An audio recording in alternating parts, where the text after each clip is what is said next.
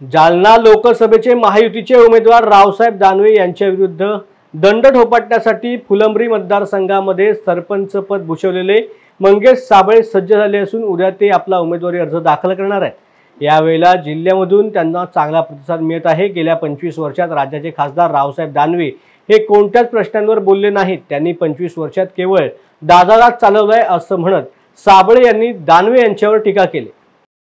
आता काय सांगणार आहात तुम्ही? नामांकन अर्ज घेतलेला आहे, कधी सादर करणार आहात आणि कसं शक्ती प्रदर्शन असणार आहे उद्या?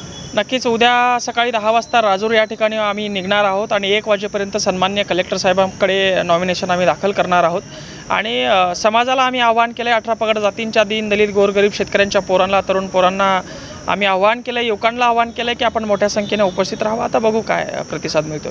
काय वाटतं जिल्ह्याचं वातावरण कसं वाटतं तुम्हाला? वातावरण एकदम पॉझिटिव्ह आहे, संपर्क चांगला आहे। पूर्ण तालुक्यामध्ये ज्या ज्या सर्कलला आम्ही फिरतोय प्रतिसाद सुद्धा पॉझिटिव्ह आहे।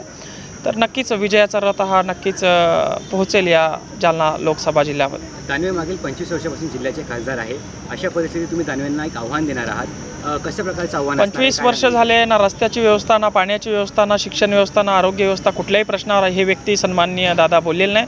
नुसता दादा राज यांनी 25 वर्षापासून चालवलं आहे, तो दादा राज खतम करण्यासाठी गोरगरीब कष्टकरी दीन दलित समाजासाठी 18 पगड जातीसाठी मुस्लिम बांधवांसाठी या ठिकाणी या लोकसभेमध्ये प्रश्न उपसण्यासाठी पुढील 5 वर्ष त्यांचा गुलाम म्हणून सालदार म्हणून या ठिकाणी काम करण्यासाठी मी तयार आहे।